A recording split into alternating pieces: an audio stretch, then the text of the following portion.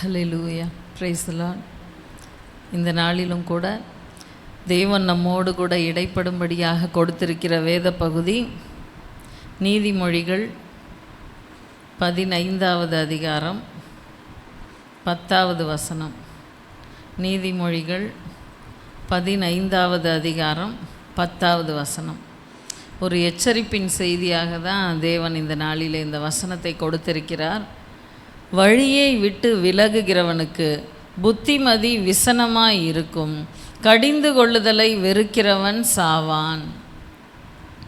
வழியை விட்டு விலகுகிறவனுக்கு புத்திமதி விசனமாய் இருக்கும். புத்திமதி அப்படின்னும் போதே அதை நிறைய பேர் விரும்புகிறது கிடையாது.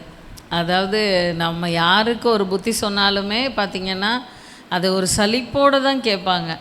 ஆனால் வசனம் என்ன சொல்லுது அப்படின்னா, நீ அந்த ஆலோசனையை அந்த புத்திமதியை கவனமாக கேட்கல அப்படின்னாலே எப்படிப்பட்ட ஆள் தான் வழியை விட்டு விலகுகிறவன் அப்படின்னு வேத வசனம் சொல்லுது. அப்போது தன்னுடைய இஷ்டப்படி போகணும் அப்படின்னு நினைக்கிறவங்களுக்கு அந்த புத்திமதி அப்படின்ற அந்த காரியம் ரொம்ப விசனமாக இருக்கும். ஏன் இவங்க நம்மளை டிஸ்டர்ப் பண்ணுறாங்க, ஏன் நமக்கு ஆலோசனை கொடுக்குறாங்க, ஏன் புத்திமதி சொல்கிறாங்க அப்படின்னு ஒரு எண்ணங்கள் தோன்றும். அப்படி இல்லாமல் நமக்கு நல்லதுக்கு தானே சொல்கிறாங்க, சரி பெரியவங்க நம்மளை விட அனுபவசாலிகள் நமக்கு தேவையானதை சொல்கிறாங்க அப்படின்னு சொல்லி ஒரு நிமிஷம் யோசித்து பார்த்தா அந்த புத்திமதியை ஏற்றுக்கொள்ளுகிறவர்களாக ஒவ்வொருவரும் மாற முடியும். நமக்கும் ஆண்டவர் நிறைய நேரங்களில் ஆலோசனையை கொடுக்குறார், புத்திமதியை சொல்கிறாரு. நம்ம என்ன பண்ணுறோம் அப்படின்னு நம்ம ஒரு நிமிஷம் யோசிக்கணும். அதாவது நமக்கு ஆண்டவர் சொல்லும்போது அது விசனமாக இருக்குதா? இந்த ஆண்டவருக்கு வேறு வேலையே இல்லை, எப்போ பார்த்தாலும் இப்படி தான் சொல்லுவார், எப்போ பாரு பைபிள் வாசி, ஜெபிக்கிறது பத்தலை, நீ இன்னும் பரிசுத்தமாகணும், இப்படியே தான் சொல்லுவார் அப்படின்னு தோணுதா? இல்லை ஆண்டவர் நம்ம இன்னும் வளரணும் அப்படின்னு தான் நமக்கு இந்த ஆலோசனையை கொடுக்குறாரு, நம்ம இருக்கிறது பத்தாது, இன்னும் நம்ம ஆவிக்குரிய ஜீவியத்தில் அதிகமாக வளரணும் அப்படின்னு நமக்கு தோணுதா அப்படின்னு நம்மளையும் நம்ம ஆராய்ச்சி பண்ண வேண்டியது இந்த காலை வேளையில் அவசியம். நமக்கு ஆண்டவர் கொடுக்குற ஒவ்வொரு புத்திமதிகளும் நமக்கு விசனமாக இருக்குதா அப்படின்னு நம்ம பார்க்கணும். அடுத்த வார்த்தையை பாருங்கள், கடிந்து கொள்ளுதலை வெறுக்கிறவன் சாவான் அப்படின்னு சொல்லப்பட்டிருக்கு. ஒரு கடினமான ஒரு வார்த்தையாக இருந்த போதிலும் கூட அதாவது அந்த தொடர்ந்து அந்த புத்திமதிகளை அசட்டை பண்ணும்போது, அந்த கடிந்து கொள்ளுதலை வெறுக்கும் பொழுது அதோட முடிவு அது ஒரு வேளை ஆத்தும மரணமாக இருக்கலாம், ஏதோ ஒரு விதத்தில் அது சாவுக்கு நேராக தான் அது வழி நடத்தும். அதை தான் நம்ம இந்த வசனத்தில் பார்க்குறோம். இப்போ வேதத்திலேருந்து நம்ம ஒரு பகுதியை பார்க்கலாம். எரேமியா 40வது அதிகாரம், எரேமியா 40வது அதிகாரம் 7வது வசனம். பாபிலோன் ராஜா அகிக்காமின் குமாரனாகிய கெதலியாவை தேசத்தின் மேல் அதிகாரியாக்கினான் என்றும், பாபிலோனுக்கு சிறைகளாக கொண்டு போகப்பட்டிராத குடிகளில் ஏழைகளான புருஷரையும் ஸ்திரீகளையும் குழந்தைகளையும் அவனுடைய விசாரிப்புக்கு ஒப்புவித்தான் என்றும், வெளியில் இருக்கிற இராணுவ சேர்வைக்காரர் அனைவரும் அவர்களுடைய மனுஷரும் கேட்டபோது அவர்கள் மிஸ்பாவுக்கு கெதலியாவினிடத்தில் வந்தார்கள். அதாவது இந்த இதில் பார்த்திங்கன்னா பாபிலோன் ராஜா யுத்தம் பண்ணி ஜெயிச்சிடுறாரு. கடைசியில் பார்த்திங்கன்னா இந்த குடிகள் எல்லாருமே பாபிலோன் தேசத்துக்கு அடிமைகளாக கொண்டு போகப்படுறாங்க. ஆனால் இந்த தேசத்தில் இந்த தேசத்தை காக்கும்படி ஒரு சிலரை அவர் விட்டுட்டு போகிறாரு. மெயினாக இந்த தீர்க்க தரிசன புஸ்தகத்தை எழுதினதான தீர்க்கதரிசியாக அந்த இடத்துலையே அவர் விட்டுட்டு போகிறாரு. ஏன்னா இந்த காரியங்கள்லாம் நடக்கும் அப்படின்னு முன்னாடியே அறிவித்ததான அந்த தீர்க்கதரிசி மேலே ஒரு மரியாதை. அடுத்து பார்த்திங்கன்னா யாரெல்லாம் விட்டுட்டு போகிறாங்க அப்படின்னா, ஏழைகளான புருஷரையும் ஸ்திரீகளையும் குழந்தைகளையும் அவங்க விட்டுட்டு போகிறாங்க. அப்போ அவங்கள எல்லாரையும் அந்த ஒரு தலைவரை நியமித்து அந்த இடத்துல என்ன பண்ணுறாங்க, விட்டுட்டு போகிறாங்க. யாரை தலைவராக்குறாங்கன்னா கெதலியா, பாபிலோன், அதாவது அகிக்காமின் குமாரனாகிய கெதலியாவை அப்படின்னு சொல்லப்பட்டிருக்கு. அப்போ அந்த கெதலியா அந்த இடத்துல அதிகாரியாக்கப்படுறான். ஒரு தலைமைத்துவம் அவன் கையில் கொடுக்கப்படுது. அப்போ அவனுக்கு கீழே அநேக யூதர்கள் இருக்கிறாங்க. அடுத்த வசனத்திலே பார்த்திங்கன்னா 8வது வசனத்தில் பாருங்கள், அவர்கள் மிஸ்பாவுக்கு கெதலியாவினிடத்தில் வந்தார்கள் அப்படின்னு சொல்லிட்டு ஒரு லிஸ்ட்டே கொடுக்கப்பட்டிருக்கு. அதாவது இந்த இடத்துல இவன் அதிகாரியாக்கப்பட்டிருக்கான் அப்படின்ன உடனே மெயினாக இந்த தேசத்திலேயே விடப்பட்டிருக்கிற குடிகள் வராங்க. இன்னும் ஒரு சிலர் வெளியே இருக்கிறவங்க கூட இந்த இடத்துல நம்ம வந்தால் நல்லது அப்படின்னு கூட அந்த இடத்துக்கு அவங்க வந்து தேடி வரக்கூடிய அளவுக்கு இருக்குது. இந்த இடத்துல ஒரு லிஸ்ட்டில் வந்து பார்த்திங்கன்னா நெத்தானியாவின் குமாரனாகிய இஸ்மவேலும் கரேயாவின் குமாரராகிய யோகனானும் யோனத்தானும் தன்கூமேத்தின் குமாரனாகிய செராயாவும் ஒரு பெரிய லிஸ்ட்டே வருது. இதில் இந்த லிஸ்ட்டில் வந்து முதல்ல யார் இருக்கா அப்படின்னு நம்ம பார்த்தா இஸ்மவேல் அப்படின்ற ஒரு நபரை பற்றி சொல்லப்பட்டிருக்கு. அவர் யார் அப்படின்னா நெத்தானியாவின் குமாரன் அப்படின்னு சொல்லப்பட்டிருக்கு. இந்த இஸ்மவேல் தான் நமக்கு வந்து இந்த இடத்துல வந்து ஒரு பிரச்சனையை உண்டு பண்ணுகிறதான நபர். அதாவது 12வது வசனம் பாருங்கள்.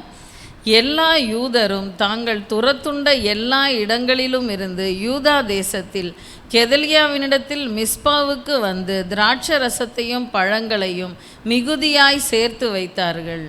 அதாவது துரத்துண்ட மற்ற இடங்கள்லேருந்து கூட எல்லா யூதர்களும் இந்த இடத்துக்கு வராங்க. எதுக்காக அப்படின்னா பாபிலோன் ராஜா இந்த தேசத்தை வந்து ஒரு அதிகாரியை நியமித்து யூதர்களை அவன் நடத்தும்படியாக விட்டுட்டு போயிருக்காங்கன்ன உடனே இன்னும் அந்த இடத்துல யூதர்கள் வந்து சேர்க்கப்படுறாங்க. இப்படிப்பட்ட நேரத்தில் பார்த்திங்கன்னா இந்த 13வது வசனமும் 14வது வசனமும் பாருங்கள். அப்பொழுது கரேயாவின் குமாரனாகிய யோகனானும் வெளியிலே இருந்த சகல இராணுவ சேர்வைக்காரரும் மிஸ்பாவுக்கு கெதலியாவினிடத்தில் வந்து, அதாவது அந்த லிஸ்ட்டு நம்ம பார்த்தோம் இல்லையா, இஸ்மவேல் அப்படின்னு நம்ம ஒரு லிஸ்ட்டை பார்த்தோமே, அதில் அடுத்தது இருக்கிறது யார் அப்படின்னு பார்த்தா இந்த கரேயாவின் குமாரனாகிய யோகனான். அதாவது மெயினாக சொல்லப்பட்டிருக்கிற நபர்கள் வந்து அந்த இடத்துல ஏதோ ஒரு முக்கியத்துவம் வாய்ந்தவர்களாக தான் அவங்க வந்து கருதப்படுறாங்க. முதல்ல இருந்தது இஸ்மவேல், ரெண்டாவது வந்து பார்த்திங்கன்னா இந்த யோகனான்.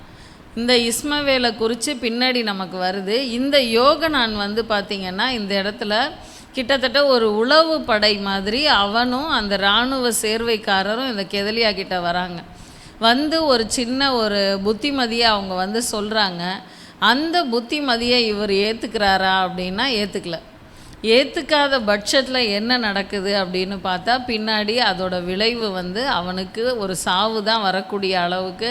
ஏன்னா நிறைய வேத வசனங்கள் இருக்குது, வாசிச்சுக்கிட்டே இருந்தால் வாசிச்சுக்கிட்டு இருக்க வேண்டியது தான் அப்படின்னு தான் நான் வந்து இது சுருக்கமாக உங்களுக்கு சொல்கிறேன். அந்த இடத்துல கொடுக்கப்படுகிற அந்த புத்திமதி, அதாவது அன்னைக்கு கூட பாஸ்டர் சொல்லும்போது சொல்லிகிட்டு இருந்தாங்க, இஸ்ரேல் தேசத்துக்கு ஒரு உளவு படை இருக்குது மொசாட் அப்படின்னு சொல்லிட்டு, எங்கே என்ன நடக்குது அப்படின்றத அவங்க வந்து எந்த இடத்துல இருந்து நமக்கு இந்த ஏவுகணை வரப்போகுதுன்ற அளவுக்கு கூட அவங்களுக்கு தீவிரமாக அது சொல்லிடும் அப்படின்னு. அது மாதிரி இந்த நாட்களில் மட்டும் இல்லை, அந்த நாட்கள்லேயும் உளவு படை இருந்திருக்கு. இந்த இடத்துல மெயினாக குறிக்கப்பட்டிருக்கிற அந்த பெயர்களில் இஸ்மவேலுக்கு அடுத்து வருகிறதான இந்த யோகனான் வந்து இராணுவ சேர்வைக்காரரோடு வந்து ஒரு புத்திமதியே சொல்கிறான். அதை அந்த 14வது வசனத்தில் பார்க்கலாம். உம்மை கொன்று போடும்படிக்கு அம்மோன் புத்திரரின் ராஜாவாகிய பாலிஸ் என்பவன் நெத்தானியாவின் குமாரனாகிய இஸ்மவேலை அனுப்பினான் என்பதை நீர் அறியவில்லையோ என்றார்கள். ஆனாலும் அகிகாமின் குமாரனாகிய கெதலியா அவர்கள் வார்த்தையை நம்பவில்லை. இவருக்கு என்ன நம்பிக்கையோ தெரில அந்த இஸ்மவேல் மேலே. அதனால் இந்த காரியத்தை அவங்க வந்து இவ்வளோ ஒரு கரெக்டாக சொல்கிறாங்க. அம்மோன் புத்திரரின் ராஜாவாகிய பாலிஸோடு சேர்ந்துக்கிட்டு இவன் வந்து இதை பண்ணணும்னு பிளான் பண்ணுறான் அப்படின்னு சொல்லும்போது இவருக்கு அதில் நம்பிக்கையே வரல. ஏன்னா ஜனங்களுக்குள்ளே மெயினாக இருக்கிற நபர்களில் அவன் வந்து முன்னாடி இருக்கிறான். முன்னாடி நமக்கு வந்து நல்லாவே அவன் ஜால்ரா போடுறான். அடுத்து சொல்கிறதான காரியங்களெல்லாம் கேட்குற மாதிரி கேட்டு நடக்கிற மாதிரி அவன் நடிக்கிறான். அப்படின்றது எதுவுமே இவருக்கு புரியல. இவர் வந்து இவன் நல்லவன் அப்படின்ற ஒரு மைண்ட் செட்டில் இவங்க சொல்கிற காரியத்தை, இவங்க சொல்கிறதான இந்த ஆலோசனையை அவர் ஏற்றுக்கொள்ளாதபடி அவர்கள் வார்த்தையை நம்பவில்லை அப்படின்னு சொல்லப்பட்டிருக்கு. ஈஸியாக அதை வந்து அலட்சியம் பண்ணிடுறார். இவர் ஒருத்தர் மட்டும் இல்லை, ஒருவேளை யோகனான் மட்டும் வந்திருந்தால் இவனும் முக்கியமான நபர், அவன் மேலே பொறாமப்பட்டு சொல்கிறான் அப்படின்னு சொல்லி அவர் யோசிக்கலாம். ஆனால் அந்த யோகனான் மட்டும் வரல. அந்த இடத்துல பார்த்திங்கன்னா அந்த இராணுவ சேர்வைக்காரர் எல்லாரும் சேர்ந்து தான் வராங்க.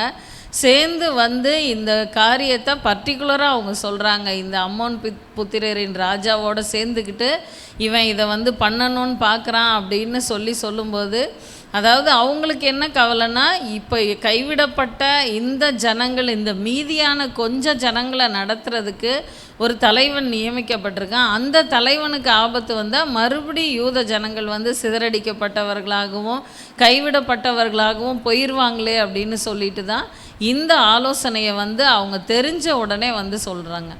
ஆனால் சொல்லப்படுகிற ஆலோசனைக்கு இவன் வந்து செவி கொடுக்காதபடி என்ன பண்ணுறான், அந்த வார்த்தையை நம்பாதபடி ஈஸியாக அவன் வந்து அலட்சியம் பண்ணிடுறான். அடுத்து 15வது வசனம் பாருங்கள். பின்னும் கரேயாவின் குமாரனாகிய யோகனான் மிஸ்பாவிலே கெதலியாவோடே ரகசியமாய் பேசி, நான் போய் ஒருவரும் அறியாமல் நெத்தானியாவின் குமாரனாகிய இஸ்மவேலை வெட்டி போட உத்தரவாக வேண்டும். உம்மிடத்தில் சேர்ந்த யூதர் எல்லாரும் சிதறுண்டு போகவும் யூதாவில் மீந்தவர்கள் அழியவும் அவன் உம்மை கொன்று போட வேண்டியது என்ன என்றான். அதாவது அவனுக்கு மனசு அடிச்சுக்குது. இவன் இறந்துட்டான்னா, இவன் இந்த தலைவன் போஸ்டிங்லேருந்து போயிட்டான்னா மறுபடி யூதர்களுக்கு பிரச்சனை வருமே அப்படின்னு சொல்லிட்டு நான் ரகசியமாக அதை வந்து பேசுகிறான். ஒருத்தரும் அறியாமல் நான் போய் அவனை வெட்டி போடுறேன் அப்படின்னு சொல்லிட்டு, அந்த மாதிரியாவது இந்த சதி திட்டத்தை நம்ம முறியடிக்கலாம் அப்படின்னு சொல்லி அவன் கேட்கும்போது பார்த்திங்கன்னா, அவன் எவ்வளவோ அதை வந்து கரெக்டாக சொல்கிறான். இந்த இடத்துல இப்படி ஆயிரும், நீங்கள் இல்லைன்னா இப்படி ஆயிரும், யூதர்கள் எல்லாரும் சிதறுண்டு போயிடுவாங்க, மீந்திருக்கிறவங்க அழியக்கூடிய அளவுக்கு அது வந்து ஆயிடும் அப்படின்லாம் சொல்லி அந்த காரியத்தை அவன் வந்து சொல்கிறான். சொல்லும்போது பாருங்கள் 16வது வசனம். ஆனாலும் அகிகாமின் குமாரனாகிய கெதலியா கரேயாவின் குமாரனாகிய யோகனானை நோக்கி, நீ இந்த காரியத்தை செய்யாதே, இஸ்மவேலின் மேல் நீ பொய் சொல்லுகிறாய் என்றான். அதாவது அவன் சொன்ன அந்த காரியத்தை அவன் வந்து முதல்ல அவன் நம்பலை.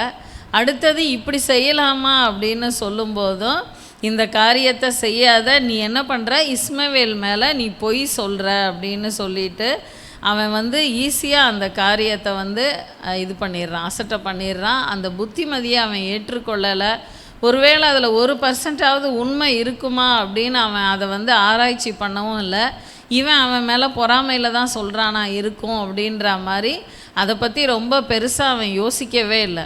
ஆனால் கொஞ்சம் இதுலேயே பார்த்திங்கன்னா அடுத்த, அதாவது ஏகமாய் போஜனம் பண்ணினார்கள் அப்படின்லாம் வருது தொடர்ந்து உள்ள வசனங்களில். அந்த அளவுக்கு அவனோட இஸ்மவேலோட ஐக்கியமாக இருக்கிறான். இவங்க வந்து இப்படி செய்வாங்களா அப்படின்னு நினைக்கக்கூடிய அளவுக்கு அந்த இஸ்மவேல் மேலே இவன் வந்து நம்பிக்கை வச்சுருக்கான். ஆனால் இஸ்மவேலை குறித்து வந்ததான அந்த தகவலை அவன் நம்பவும் இல்லை. அதை குறித்து இஸ்மவேல் மேலே நீ பொய் சொல்கிறேன்னு சொல்லிட்டு இவனை பகைச்சாலும் பரவாயில்லன்னு சொல்லிட்டு இவனை வந்து அவன் மட்டுப்படுத்துகிறத நம்ம பார்க்க முடியுது. அடுத்து 41வது வசனம், 2வது வசனம் பாருங்கள். 41வது அதிகாரம் 2வது வசனத்தில் பார்த்தீங்கன்னா, அப்பொழுது நெத்தானியாவின் குமாரனாகிய இஸ்மவேலும் அவனோடு இருந்த 10 பேரும் எழும்பி பாபிலோன் ராஜா தேசத்தின் மேல் அதிகாரியாக வைத்த சாப்பானின் குமாரனாகிய அகிகாமின் மகனான கெதலியாவை பட்டயத்தால் வெட்டினார்கள். அதாவது அவங்க அந்த அறிவிக்கப்பட்டபடியே அவன் கரெக்டாக அதை வந்து பிளான் பண்ண மாதிரியே அவன் செஞ்சு முடிக்கிறான். அவனை வெட்டினது மட்டும் இல்லை, அடுத்து உள்ள வசனங்களில் பார்த்திங்கன்னா கெதலியா கிட்ட இருந்த எல்லா யூதரையும் யுத்த மனுஷரையும் கூட அவன் வந்து என்ன பண்ணுறான், வெட்டி போடுறான். அதாவது இவன் தானே தலைவனாக இருக்கான், இவனை நம்ம வெட்டிட்டா அடுத்து நம்ம தலைவன் ஆயிடலாம் அப்படின்ற அந்த ஒரு மைண்ட் செட்டோட கூட அவன் வந்து அந்த காரியத்தை செய்கிறத நம்ம பார்க்க முடியுது. ஆனால் இதை குறித்து இவனுக்கு வந்த அந்த புத்திமதியை அவன் ஒருவேளை கேட்டு நிதானித்து அதை யோசித்து இது உண்மைதானா அப்படின்னு கண்டுபிடிக்கிற மாதிரி அவன் ட்ரை பண்ணியிருந்தான்னா கண்டிப்பாக இந்த கண்ணியில் அவன் வந்து விழுந்திருக்க வேண்டிய அவசியமே இல்லை, தப்பிச்சிருக்கலாம். ஆனால் சொல்லப்படும் போது அதை வந்து அசட்டை பண்ணுறது, அதோட முக்கியத்துவத்தை உணராதபடிக்கு, எதுக்கு சொல்கிறாங்க, நம்ம மேலே அக்கறையில் தானே சொல்கிறாங்க அப்படின்றத புரிஞ்சிக்காதபடிக்கு அதை ஈஸியாக அசட்டை பண்ணுறது. மெயினாக இந்த காலத்தில் பார்த்திங்கன்னா ஆலோசனையே யாருக்குமே நம்ம சொல்ல முடியாது. சொன்னால் அதாவது காசே இல்லாமல் கிடைக்கிற ஒரே பொருள் ஆலோசனை மட்டும்தான் அப்படின்னு அதை வந்து விளையாட்டாகவும் அவங்க பேசுவாங்க. நம்ம சொல்லும்போது அவங்களுடைய கவனம் நம்ம மேலே இருக்கா அப்படின்னா கிடையவே கிடையாது, எங்கேயாவது யோசிச்சுக்கிட்டு இருப்பாங்க. மெயினாக நான் இந்த கோல்டு ப்ராப்ளம் வரும்போது கொஞ்சம் கஷாயம் போட்டு குடிங்க, இது போடுங்க அப்படின்னு சொல்லுவேன். நான் சொல்லும்போது நல்லாவே கவனமாக கேட்பாங்க சில பேர். என்னென்ன பொருள் அப்படின்லாம் கூட கேட்பாங்க. சரி அதெல்லாம் சொல்லி முடிச்சுட்டு ஒரு 4 டேஸ் கழித்து கேட்பேன், சரி போட்டியா, கஷாயம் போட்டு குடிச்சியா அப்படின்னா, இல்லை டைமே இல்லை, வாங்கவே முடியல அப்படின்வாங்க. அப்புறம் நாளடைவில் நான் வந்து புரிஞ்சுக்கிட்டேன், இவங்களுக்கு சொல்கிறதே வேஸ்ட்டு. ஒருவேளை நம்மக்கிட்ட வந்து யாராவது கேட்டாங்கன்னா நமக்கு தெரியும் அப்படின்றதுக்காக, இன்னொன்று அவங்க வந்து இந்த கோல்டு அதிகமாகி இன்னும் ஒரு ப்ராப்ளத்துக்குள்ளே போகக்கூடாதே அப்படின்னு சொல்லிட்டு நம்ம அக்கறையில் சொல்கிற அந்த காரியத்தை அவங்க வந்து கண்டுக்கிறதே இல்லை, கேட்குறாங்க ஆனால் அதை செய்கிறதில்ல. அப்படின்ன உடனே சொல்கிறதே வேஸ்ட்டு அப்படின்ற அளவுக்கு யாருக்குமே சொல்கிறதே இல்லை இப்போல்லாம். ஒருவேளை அவங்களா வந்து சில பேர் கேட்பாங்க, நீங்கள் ஒன்று சொல்லுவீங்களே அது என்னெல்லாம் பொருள் சொல்லுங்கள், இப்போயாவது நான் போட்டு குடிக்கிறேன் அப்படின்னு. அப்படி கேட்குற நபர்களுக்கு சொல்கிறேன், ஒரு சாதாரண மனுஷனாகிய நமக்கே வந்து ஆலோசனை சொல்லும்போது கேட்கலை அப்படின்னா என்ன ஆகிடுது, ஒரு சலிப்பு வந்துடுது. இனிமேல் இவங்ககிட்ட சொல்லி என்ன ஆக போகுது அப்படின்ற அளவுக்கு வந்துடுது. ஆண்டவர் நம்ம கூட நிறைய நேரங்களில் பேசுகிறாரு, நிறைய ஆலோசனைகளை கொடுக்குறாரு, நிறைய புத்திமதிகளை சொல்கிறாரு. நம்ம என்ன பண்ணுறோம்? அவர் சொல்லும்போது அதோடைய அந்த பின் விளைவுகள் வந்து நமக்கு கண்டிப்பாக தெரியாது.